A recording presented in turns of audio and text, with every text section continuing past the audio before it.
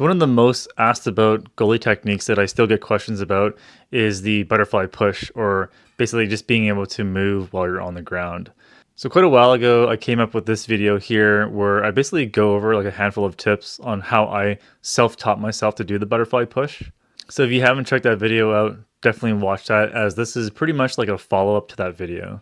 So one of the problems I had learning the butterfly push was getting my plant leg in an area where I can actually get some bite on the ice and just understanding how to efficiently push with that leg. So in this video, we're going to strictly focus on the pushing leg.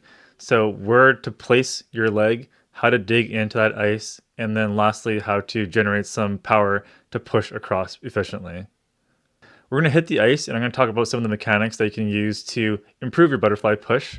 After that, we're going to end the video off with about like a 5-minute session where I work with my goalie coach in actually learning the butterfly push. So that one's going to cover a little bit more about like situational awareness, when to use it. And the coach is going to give us some really good like tips on how to like lean your body and move your hands around and things like that. So let's get started with the mechanics first. So we're going to be focusing on the pushing leg. So where exactly do we put our leg in relation to our body?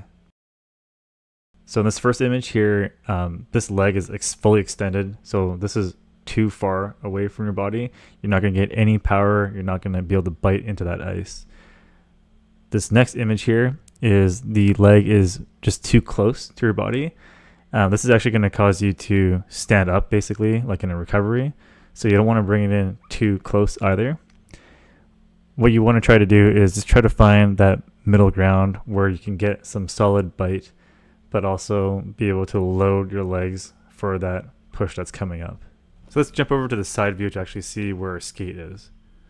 So this image here, my foot is a bit too far back, which is causing me to only toe pick. This other image here is my leg is just too far forward.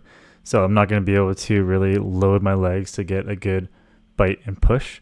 And most of that's going to be coming from my heel and not really in the top third of my skate. So you want to kind of just find the middle ground where you're going to be able to get some good bite and be able to kind of lean over your toes to get that power loaded up in your legs to be able to push across.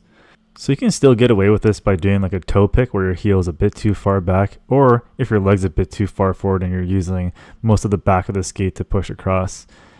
I think over time, as your mobility increases, you do want to try to kind of get in a mid-range as opposed to using a toe pick or having your foot too far forward, because take it from me, I've done this like improperly for many reps before, and it does take a toll on your hips if you're not doing it right. So try to spend some time on the ice to just kind of play around with your blade, during your warm-up or your public skate, and just see what feels good for your body. It's going to be a little bit different for everybody, especially as we get older. So now that we found a good place for a leg to be, our skate is planted in the ice and we're ready to push. The way I like to think about this is actually loading the legs like a spring. So instead of thinking about muscling my way across with my push leg, I'm actually thinking about pushing my knees over my toes to kind of build that energy in a spring-like fashion. And then on the push, I'm actually doing like a bit of a toe flick and then fully extending my leg outwards to get the maximum power. So I hope those things make sense. Try those out if you're having some problems doing this. Don't be ashamed if it takes a while to kind of get it. You really need to put some time into getting on the ice and just finding what leg angle is actually going to be comfortable for you to do. Everyone's leg position is going to be a little bit different because everyone has different mobility, different flexibility, and things like that. If you're having problem even just getting your leg up, a handful of mobility exercises that I would recommend doing are things like hip raises to kind of like increase your hip flexion. Exercises that can increase your ankle dorsiflexion, so that load portion of it where your knees are going over your toes. And just some basic side planks, because as you're pushing across, you actually need to tighten the side that you're moving towards. Otherwise, your body's going to collapse on itself. We're going to end the video off with Coach Iris, and he's going to talk about just the general basics of doing the butterfly push and kind of when to use it. When we use a backside push, like a lot of people call it backside push, overdrive. There's like a bunch of names for it, but I just say backside push. But basically what happens is this is like if you're in your butterfly, the puck is in tight and you need to, get to another angle or spot on the crease, and you're not able to get up on your feet. So you have to move in your butterfly, right? So this is very common, especially like in the RVH stuff, like it comes into play there quite a bit. But when we're just talking about like outside the post, just kind of making a save, typically a common play is like you're in the middle, you make a save, rebound goes to the near side, and there's a shooter there ready to score. So let's say you make a stick save, puck goes there. So what we're going to be doing on this one is we're going to be, same principles apply. So you're going to look, rotate, right? So you're not doing like a pivot too much, but you're kind of just doing a quick rotate. So again, your shoulders and your chest are square to the puck, right? So you're going to be here, look, rotate, plant that foot, and then you're just going to do a slide, short slide into a save. So for beginners, like, what I like to kind of mention is, as you're sliding, you can do a small knee lift. It's a little difficult, but you can do a small knee lift before you slide. It's it's almost like a tight lunge, but it kind of gives you a bit more elevation if you have a hard time just pushing as is, right?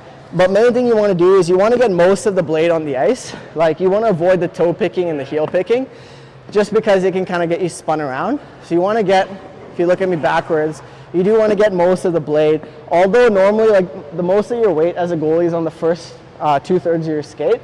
So, maybe your heel will lift a little bit, but you do want to get most of your blade on that push.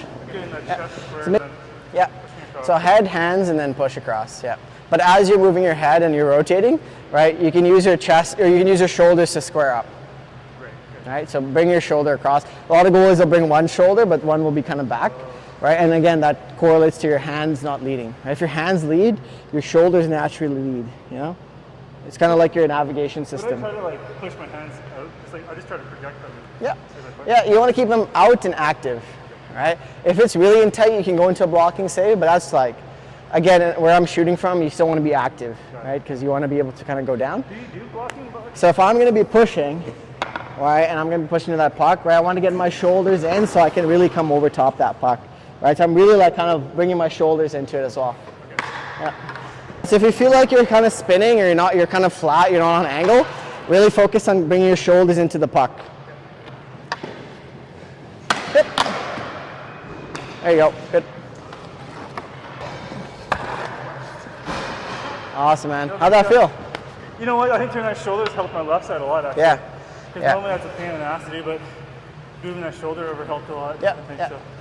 Yeah, I really found, and that's something I actually realized later on when I was playing. Like, I didn't think about it at first, but if you if you lead with your hands, like, your shoulders naturally follow, right? So you can think of like your head and your hands as like your kind of GPS system, your navigation system, right? Because if you're like looking and you're leaning, your body just kind of follows, right? So that's kind of the whole philosophy behind head and hands and all that. But so small things, man. It's all details, yeah. It's all the details.